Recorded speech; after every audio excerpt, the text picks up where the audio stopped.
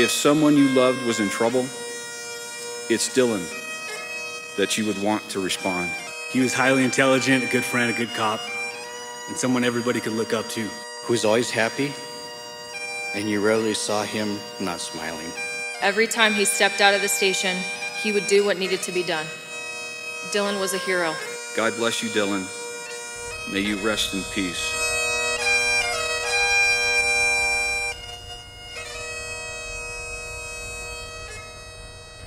A kind and gentle-hearted warrior, the epitome of what you want in a police officer. That is how loved ones and colleagues are remembering fallen Arvada Officer Dillon Vakoff. The 27-year-old laid to rest today, 5 days after he was killed in the line of duty. Vakoff was an Arvada native, a 2012 graduate of Ralston Valley High School. He would go on to serve in the U.S. Air Force before coming home to serve the community where he grew up.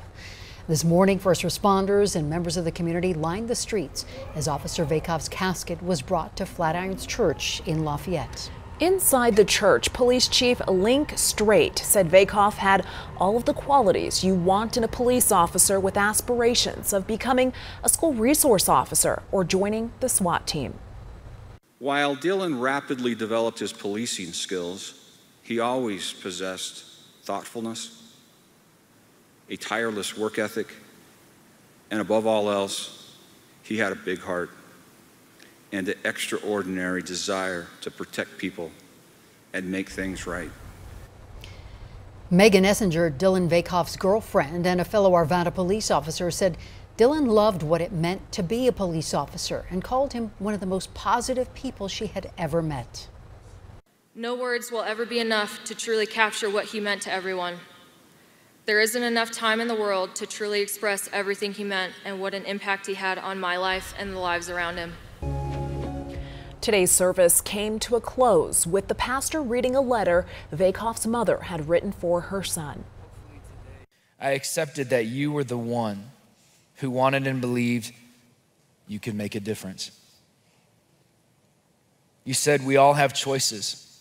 Your choice was to always see the good, to have a different perspective, and you could always see the diamond in the rough.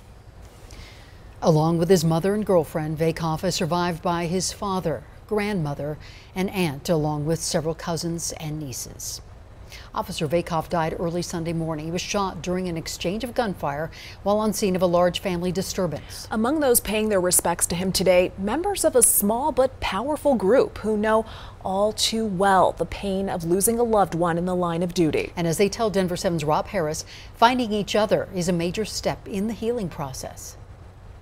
A club that you don't intend to join. But it's a club Cheryl Schwartz is so thankful exists. Every family is unique and different and has different needs. For Officer Dillon Vakoff's family now, and for herself 21 years ago. Their whole mission is to provide support. She's talking about C.O.P.S. It stands for Concerns of Police Survivors. It's a network of support for officers and family members who have lost a loved one in the line of duty. And before Schwartz was a volunteer, the picture in the frame is Jason about 3 hours before he died.